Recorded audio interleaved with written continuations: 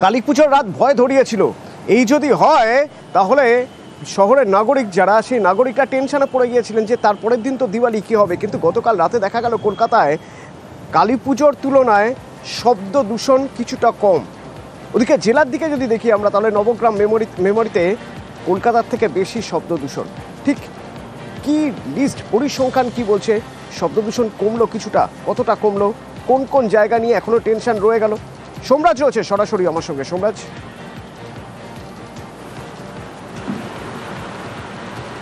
দেখো, যেটা জানা যাচ্ছে এখনো পর্যন্ত কলকাতাকে টেক্কা দিয়েছে জেলা শব্দ দূষণের ক্ষেত্রে। কারণ যে পরিসংখ্যান উঠে আসছে তাতে দেখা যাচ্ছে পূর্ব বর্ধমানের মেমারি, নবগ্রাম, কোচবিহারের দিনহাটা এই এলাকাগুলিতে শব্দ দূষণের মাত্রা অত্যাধিক। বিশেষ করে পূর্ব বর্ধমানের মেমারি এবং কোচবিহারের দিনহাটাতে শব্দ দূষণের মাত্রা 100 ডেসিবেল ছাড়িয়েছিল গতকাল রাত 1টা পর্যন্ত, যে পরিসংখ্যান উঠে আসছে। পাশাপাশি নবগ্রামেও কিন্তু শব্দ দূষণের মাত্রা 100 ডেসিবেল ছাড়িয়েছে, যেটা এখনো পর্যন্ত পরিবেশ দপ্তর সূত্রে জানা যাচ্ছে।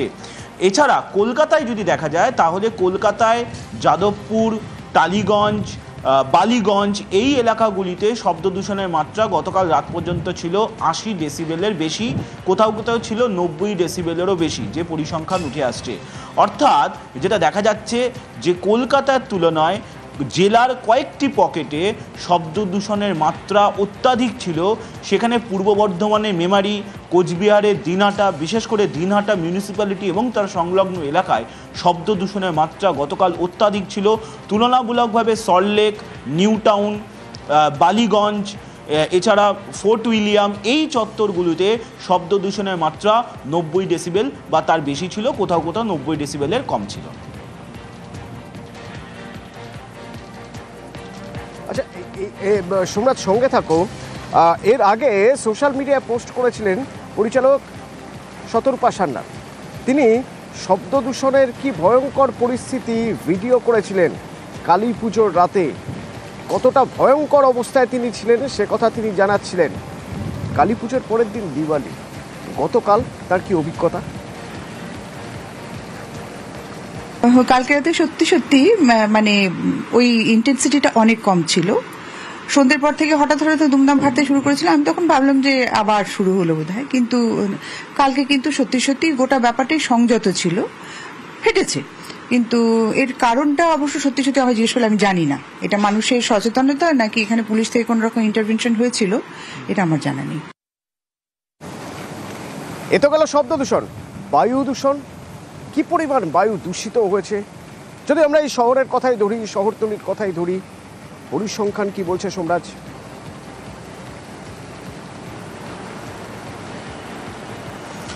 দেখো, যেটা এখনো পর্যন্ত দেখা যাচ্ছে যে কালী পুজোর রাতেও যেমন সল্টলেক নিউ টাউন এলাকায় সব থেকে বেশি বায়ু দূষণ ছিল, দীপাবলির রাতেও কিন্তু সল্টলেক নিউ টাউন এলাকায় সব থেকে বেশি বায়ু দূষণের মাত্রা। এখনো পর্যন্ত দেখা যাচ্ছে যে গতকাল রাতে বায়ু দূষণের মাত্রা 350 ছাড়িয়েছিল সল্টলেক নিউ টাউন এলাকায়। বিশেষ করে নিউ টাউন কলকাতা যে ডেভেলপমেন্ট অথরিটি, সেই এলাকায় দেখা যাচ্ছে বায়ু দূষণের মাত্রা গতকাল রাতে 350 ছুঁয়েছিল, কখনো কখনো 300 পেরিয়েছে। অর্থাৎ এই যে সূচকের যে মাত্রা সেটা কখনো কখনো বেড়েছে, কখনো কখনো কমেছে, কিন্তু একটা সময় 350 পর্যন্ত পেরিয়েছে সল্টলেক নিউ টাউন এলাকার বায়ু দূষণের মাত্রা। পাশাপাশি যেটা পরিসংখ্যানে উঠে আসছে, ভিক্টোরিয়া মেমোরিয়াল, বালিগঞ্জ এই এলাকাগুলিতে বায়ু দূষণের মাত্রা প্রায় 300-র কাছাকাছি ছিল। পরিবেশবিদরা বলে থাকেন যে কলকাতায় বায়ু দূষণের মাত্রা 0 থেকে 100-র মধ্যে থাকলে সেটা সন্তোষজনক বা ভালো হয়। অর্থাৎ 51 থেকে 100 পর্যন্ত থাকলে সেটা সন্তোষজনক, আর 0 থেকে 51-র মধ্যে থাকলে সেটা ভালো। কিন্তু এক্ষেত্রে দেখা যাচ্ছে দীপাবলির রাতে বায়ু দূষণের মাত্রা সল্টলেক নিউ টাউন এলাকায় যেমন 350-র কাছাকাছি, কখনো কখনো 350 পেরিয়েছে, তেমনি আবার দেখা যাচ্ছে বালিগঞ্জ, এছাড়া দেখা যাচ্ছে বালিগঞ্জের পাশাপাশি দক্ষিণ কলকাতার পদ্মপুকুর, টালিগঞ্জ এই এলাকাগুলিতেও কিন্তু বায়ু দূষণের মাত্রা 300-র কাছাকাছি, দূষণের মাত্রা অনেকটাই কম ছিল। অন্যদিকে আবার হাওড়ার ঘুষুরিতে বায়ু দূষণের মাত্রা 300 পেরিয়েছে। জেলারও একাধিক জায়গায় দেখা যাচ্ছে যে গতকাল রাত্রি 1টা পর্যন্ত বায়ু দূষণের মাত্রা কোথাও কোথাও 250 পেরিয়েছে, কোথাও কোথাও 300-র কাছাকাছি ছুঁয়েছে। অর্থাৎ একাধিক এলাকায় বায়ু দূষণের মাত্রা 200 থেকে 300 পর্যন্ত ছিল গতকাল রাত 1টা পর্যন্ত, যেখানে সবথেকে বেশি বায়ু দূষণ সল্টলেক নিউ টাউন চত্বরই হয়েছে, তেমনটাই পরিবেশ দপ্তরের পরিসংখ্যান। AQI 350-র বেশি পাল্লা দিয়েছে ভিক্টোরিয়া, বালিগঞ্জ, ওদিকে হাওড়ার ঘুষুরি 300-র বেশি। আর দিল্লির কথা যদি বলতে হয়, দূষণের কথা বললেই প্রথম যে শহরের কথা মাথায় আসবে দীপাবলির সময়ের বায়ু দূষণ নিয়ে, তাহলে সেই শহর আমাদের দেশের রাজধানী নয়াদিল্লি। দিল্লির AQI এখনো পর্যন্ত 345, কাল রাতে বাজি ফেটেছে, এখনো 345। কি অবস্থা দিল্লির জানবো। নয়াদিল্লি থেকে মৈত্রেয়ী রয়েছেন আমার সঙ্গে। মৈত্রেয়ী, দেখো, দিল্লির যদি সার্বিকভাবে যেরকম তুমি বললে, সেটা 345, যেটা অত্যন্ত খারাপ মানের, এবং তার মধ্যে দিল্লির কিছু কিছু অংশের যদি AQI দেখা যায় তাহলে সেটা কিন্তু আরো একেবারে সিভিয়ার বা বলা যায় গুরুতর সীমা পেরিয়ে গিয়েছে। বাওয়ানা থেকে জাহাঙ্গীরপুরি বা ওয়াজিরপুর এই সমস্ত জায়গায় AQI কিন্তু 400-রও বেশি। আজকে সকাল 8টায় সিপিসিবির তথ্য তেমনটাই বলছে। এবং একেবারে দিল্লিবাসীর, দিল্লি এবং যে সংলগ্ন এলাকা রয়েছে সেখানকার মানুষ এই একেবারে ধোঁয়াশা যেটাকে বলে, সেই ধোঁয়াশা নিয়েই তাদের দিল্লি শুরু হচ্ছে। শ্বাসকষ্টের সমস্যা, চোখ জ্বালা করা, এবং বিশেষত যাদের ফুসফুসের সমস্যা রয়েছে তারা কিন্তু যথেষ্ট বিপাকে পড়েছেন এই গত দুদিনের এই ভয়াবহ বায়ু দূষণের জেরে।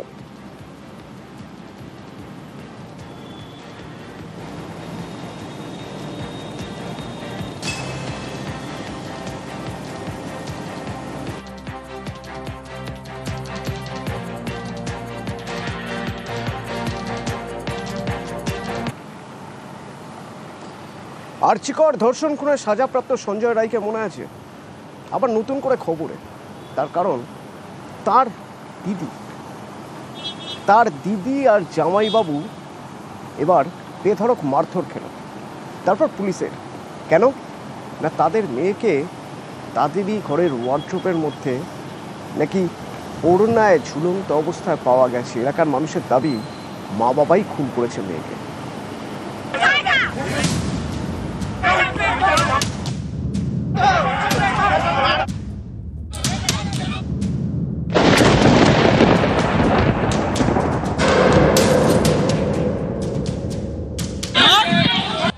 জুতো পেটা, চড়, থাপ্পড়, চুলের মুঠি ধরে মার, কিছুই বাদ যায়নি।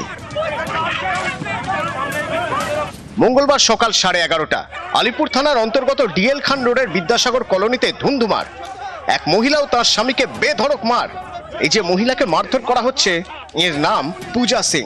আর্চিকর কাণ্ডে দোষী সাব্যস্ত সঞ্জয় রায়ের ছোট দিদি, আর ইনি ভোলা সিং, সঞ্জয় রায়ের জামাইবাবু। এই ভোলা সিং এর একমাত্র মেয়ের রহস্য মৃত্যু ঘিরে তুমুল উত্তেজনা। প্রতিবেশীদের দাবি, সঞ্জয়ের বড় দিদি কয়েক বছর আগে আত্মহত্যা করেন। এরপর শালি পূজাকে বিয়ে করেন ভোলা সিং। আগের পক্ষের মেয়ে 11 বছরের সঞ্জনাকে নিয়ে থাকতেন। সঞ্জনা ক্লাস 5-এর ছাত্রী।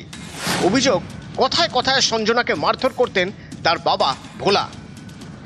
রেগুলার রাতে বাংলা খেয়েছে, পড়াশোনা নিয়ে টর্চার, রেগুলার বাচ্চাটার উপর টর্চার করতো। এই বউকে কিছু বললে একটু ধাক্কা ধাক্কি করতো, বেল দিয়ে মেরেছিল, ভরা বেল দিয়ে মারবার। বেল দিয়ে মেরেছে? হ্যাঁ। বছর 11 সঞ্জনা সিং এর ঝুলন্ত দেহ উদ্ধার হয় রবিবার রাতে। বাড়ির আলমারির ভিতর থেকে গলায় ছিল ওড়নার ফাঁস। এই মৃত্যু ঘিরেই জোর শোরগোল। প্রতিবেশীদের অভিযোগ, সঞ্জনাকে খুন করেছে তারই বাবা এবং সৎমা। ও পুরো মেরেছে, মেরে আলমারিতে ওয়ার্ডরোবে ঢুকিয়ে দিয়ে ওরা বাজারে চলে গেছে। এর আগে ওর মা গলায় দড়ি দিয়ে মারা গেছে, এইবারে বাচ্চা মেয়েটা মারা গেল। এটা পাড়ার মানুষের সমবেত একটা বিক্ষোভ, যেটা যেন তদন্তটা সঠিক হয়। মঙ্গলবার একেবারে ধুন্ধুমার, মারধর, জুতো পেটা, কিছুই বাদ যায়নি। ঘটনাস্থলে পৌঁছে পূজা সিং এবং ভোলা সিংকে উদ্ধার করে পুলিশ। আমি ছিলাম না দিদি, আমি ছিলাম না। উঠে বললে কি করে বিশ্বাস করে নেব? একটা দশা দেখে তো বুঝতে পারে, চার গলা দেখে আওয়াজ বেরোচ্ছে না। ময়নাতদন্তের যে প্রাথমিক রিপোর্ট সেখানেও কোনো রকমের কোনো ফাউল প্লের কথা উল্লেখ নেই। প্রাথমিক রিপোর্টে জানা যাচ্ছে যে গলায় ফাঁস লেগেই নাবালিকার মৃত্যু হয়েছে। যদিও এর পেছনে অন্য কোনো রহস্য লুকিয়ে রয়েছে কিনা গোটা বিষয়টি ইতিমধ্যে তদন্ত করে দেখছে আলিপুর থানার পুলিশ। ক্যামেরায় সমীরণ বিশ্বাসের সঙ্গে রৌনক দত্ত চৌধুরী, নিউজ 18 বাংলা, কলকাতা। কোচবিহারের পুলিশ সুপার তার বাংলোর কাছে শব্দবাজি ফাটানো হচ্ছে বলে নাকি তিনি লাঠি পেটা করেছেন, এরকমই অভিযোগ। যদিও তার দাবি যে না, তিনি লাঠি পেটা করেননি, তিনি শুধু বারণ করেছিলেন। রাস্তার ওপর লাঠি পেটা অভিযোগ, শব্দবাজি ফাটানোয় সোমবার লাঠি পেটা করেন কোচবিহারের এসপি।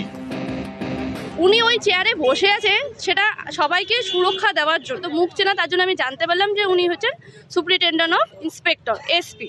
একটা অবধি ফাটিয়ে যাচ্ছে কন্টিনিউয়াস, তারপরে গিয়ে তাকে বলা হয় যে আপনারা এই করবেন না, কোনো মারধরের কিছু ঘটনা ঘটেনি।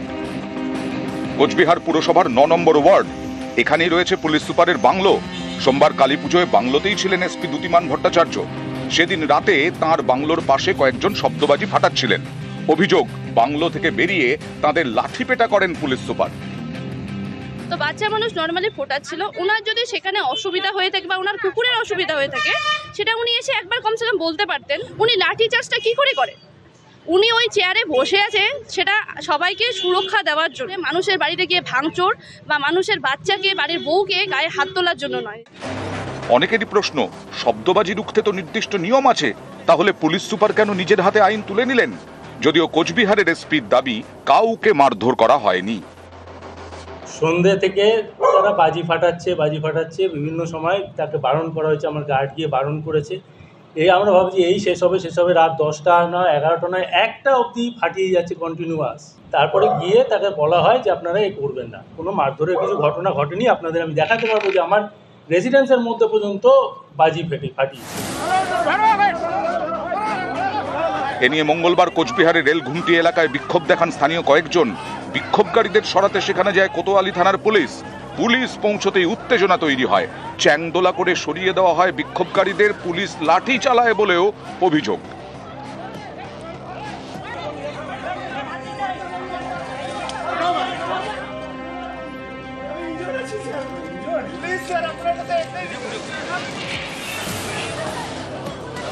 কোচবিহার থেকে রাজেশ দাস, নিউজ 18 বাংলা।